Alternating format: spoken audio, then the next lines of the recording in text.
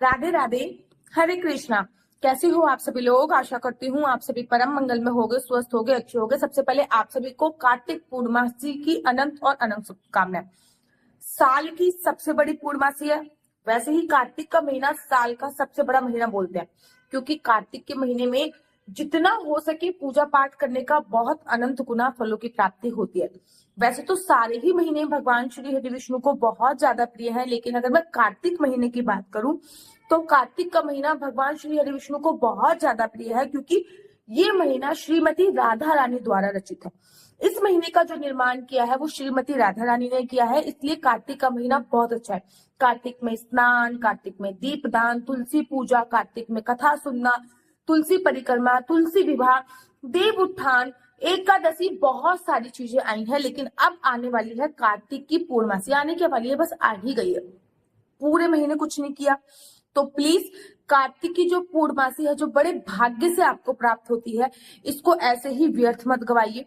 इसमें आपको कुछ ना कुछ कार्य अवश्य करना है। नंबर 1, अगर आप पूर्णमासी का व्रत प्रारंभ करना चाहते हो तो आप कार्तिक पूर्णमासी से पूर्णमासी का व्रत अवश्य प्रारंभ कीजिए। पूर्णमासी का व्रत प्रारंभ करने के लिए कुछ बातों का आपको ध्यान रखना होता है।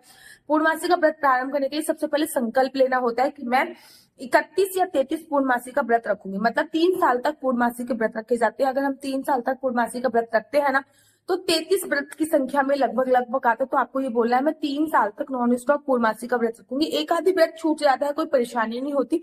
पूरे महीने में केवल एक ही पूर्णमासी आती है। कहते हैं पूर्णमासी का व्रत करने से सब कुछ संपूर्ण हो जाता है, इसलिए पूर्णमासी का जो व्रत होता है वो बहुत पावन व्रत होता है। पूर्णमासी का व्रत स्टार्ट कर दो तो कार्तिक के महीने स्टार्ट कीजिए, नहीं तो माघ मास की पूर्णमासी से भी स्टार्ट कर सकते हो। पूर्णमासी के व्रत में नमक का खाना खाने की मनाही होती है। पूर्णमासी के व्रत में एक समय भोजन कर सकते हैं, लेकिन पूर्णमासी के व्रत में मीठा भोजन ही किया जाता है। पूर्णमासी के व्रत के नियम कुछ इस प्रकार होते हैं। शाम को एक दिन पहले बहुत हल्का खाना खाना होता है। चतुर्दशी वाले दिन बहुत ही हल्का खाना खाना होता है।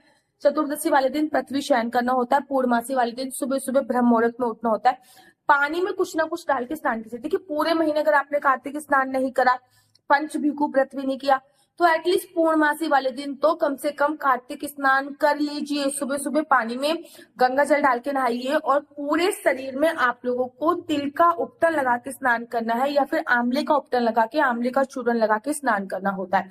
सुबह सुबह स्नान कर लिया, अब आपको बारी आती है अपने बाल गोपाल लड्डू गोपाल को उठाने की। सुबह सुबह ही ब्रह्म मुहूर्त में अपने बाल गोपाल लड्डू गोपाल को पंचामृत से उठाइए, क्योंकि कार्तिक की पूर्णमासी बहुत बड़ी पूर्णमासी होती है। ऐसे में भगवान श्री कृष्ण जी को पंचामृत से स्नान कराइए। घर पे जुगल जोड़ी सरकार है तो उनको पंचामृत से स्नान कराइए। उनको पंचामृत से स्नान कराने के बाद उनको सुंदर वस्त्र पहनाइए। कोशिश कीजिए कि पूर्णमासी पे सफेद रंग के वस्त्र पहनाएं, और जो भी वस्त्र पहन रहे हैं उसमें सफेद रंग की प्रधानता हो, क्योंकि पूर्णमासी पे चांद की पूजा का विशेष प्रावधान होता है, भगवान शिव की पूजा का विशेष प्रावधान होता है, माता लक्ष्मी की पूजा का विशेष प्रावधान होता है, विष्णु भगवान की पूजा का भी विशेष प्रावधान होता है। लड्डू गोपाल सब उठ गए, अब बारी आती है आपको तुलसी की पूजा अर्चना वरना करेंगे। पूर्णमासी तिथि है तो तुलसी पे पहले सबसे पहले जल ग्रहण कीजिए, फिर एक दीप प्रज्वलित कीजिए, उसके बाद तुलसी माता की परिक्रमा कीजिए। तुलसी माता की पूर्णमासी वाले दिन, कार्तिक पूर्णमासी वाले दिन कम से कम तो 108 परिक्रमा अवश्य कीजिए। नहीं तो आप 11, 21, 51 कितने भी कर सकते हैं, कम से कम तो 4 करनी होती है, ठीक है ना।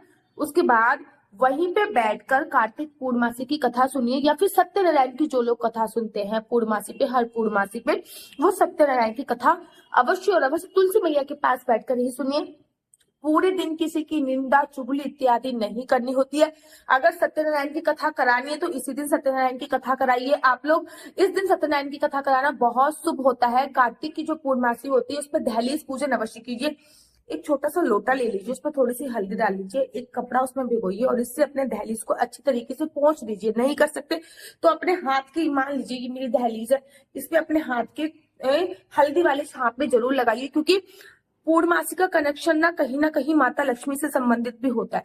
तो माता लक्ष्मी के स्वागत के लिए आपको दहलीज पूजन किया जाता है।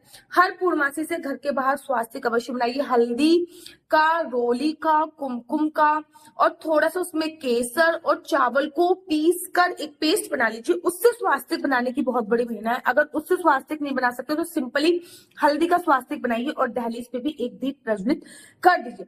अब बड़े सारे लोग कार्तिक पूर्णमासी पे पूर्णमासी का व्रत प्रारंभ करते हैं। अगर आप कार्तिक पूर्णमासी से पूर्णमासी का व्रत प्रारंभ करते हैं तो पूर्णमासी का व्रत प्रारंभ कीजिए, नहीं तो आप बहुत सारे लोग कार्तिक पूर्णिमा पे तुलसी विवाह भी करते हैं। मैं बेसिकली कार्तिक पूर्णमासी पे तुलसी जी के विवाह का बहुत प्रावधान होता है, तुलसी जी के विवाह कीजिए। इस दिन जितना ज्यादा दान कर सकते हैं, सफेद रंग के चावल का दान कीजिए, सफेद रंग की चीजों का दान कीजिए, सफेद रंग के वस्त्रों का दान कीजिए। तिल का दान का बहुत विशेष महत्व होता है, तिल का दान दीजिए, सफेद रंग की चीजों का दान दीजिए, सफेद रंग की चीजों का दान दीजिए, ठीक है ना। किसी एक गरीब व्यक्ति को गर्म कपड़े विशेष प्रावधान होता है देना। इस दिन आपको अपना कार्तिक के जो आपने नियम लिए हैं उनका भी विश्राम करना होता है। किसी किसी ने कार्तिक में चावल छोड़ने का नियम होता है, तो इस दिन खीर बनाते हैं और खीर सबसे पहले 33 ब्राह्मणों को खिलाई जाती है। देखो, कार्तिक की अगर हम कथा सुनेंगे तो कथा में तो यही आता है कि 33 ब्राह्मण को घर पे बुला के जोड़े से उनको खाना खिलाई, मतलब 33 फीमेल ब्राह्मण और 33 मेल ब्राह्मण हो गए, पंडित और पंडिताएं दोनों को मिला के 33 खाना खिलाई। लेकिन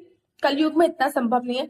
लेकिन किसी एक ब्राह्मण के जोड़े को घर पे बुलाइए और आपने कार्तिक में स्नान का नियम लिया है, तुलसी पूजा का नियम लिया है, तुलसी परिक्रमा का नियम लिया है, जो भी नियम लिया है, ब्राह्मण को घर पे बुला के अच्छी तरीके से उसको संतुष्ट कीजिए, दक्षिणा दीजिए।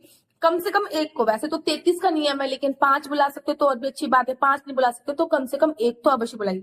अगर आपके आसपास कहीं नदी चौराहे हैं तो वहां पे जाके तो भाई साहब स्नान करने की महिमा ही क्या है। प्लीज कार्तिक के, अगर आपसे 100-200 किलोमीटर भी दूर पड़ता है ना, तो आप कार्तिक में नदी में स्नान जरूर करके, चाहे कोई भी नदी आपके पास पड़े, नदी में स्नान करने की बहुत बड़ी महिमा कही गई है शास्त्रों में। तो जाइए और नदी में स्नान आप लोग अवश्य और अवश्य कीजिए।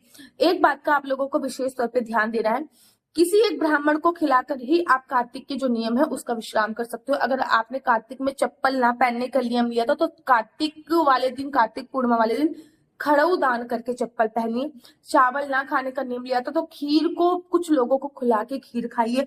ये ऐसे ही अगर आपने दूध या दूध से बनी कोई चीजें छोड़ी हुई तो सबसे पहले दूध को दान कीजिए। उसके बाद अब कार्तिक में ना दिन की पूजा का जितना विशेष महत्व रहता है उतना ही शाम की, कार्तिक पूर्णमासी पे शाम की पूजा का विशेष महत्व होता है।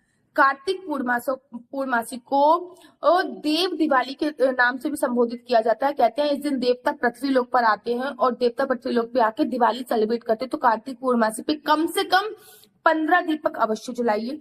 दहलीज पे अच्छी अच्छी रंगोली, सुंदर रंगोली बनाइए और 15 दीपक जलाने के बाद आप मनोकामना वाले आटे के दीपक भी जला सकते हैं, नहीं तो 365 बत्ती का भी दीपदान आप तुलसी पे इत्यादि जगह पे कर सकते हैं। इस दिन तुलसी पूजा की विशेष प्रावधान होती है, तुलसी पूजा अवश्य कीजिए। चांद को अर्घ दिए बिना कार्तिक का जो व्रत होता है, अर्थात जो पूर्णमासी का व्रत होता है, वो आधा अधूरा माना जाता है। तो चांद देखिए, चांद को अर्घ दीजिए, चांद को अर्घ देने के बाद अपने व्रत का विश्राम कीजिए। पूर्णमासी के व्रत में एक समय भोजन खाने का प्रावधान होता है, तो एक समय, लेकिन जो भी भोजन खाना है वो मीठा ही खाना है, तो मीठा भोजन खा के व्रत का विश्राम कीजिए। तो कार्तिक में ये नियम आपको अवश्य लेने हैं, कार्तिक पूर्णमासी पे ऐसे अवश्य कीजिए। एक और वीडियो बनाऊंगी कि कार्तिक पूर्णमासी पर कितने दिए जलाने हैं, 365 32 का दिया कहाँ पे जलाना है, कैसे जलाना है। कार्तिक में गंगा नदी पर दीपदान करने का विशेष महत्व होता है। गंगा नदी अपने घर पे बुलाकर निर्मित नदी बना के कैसे दीपदान कर सकते हैं, ये नेक्स्ट वीडियो में बताऊंगी क्योंकि वीडियो बहुत ज्यादा लंबी हो जाएगी। मेरा नंबर है 4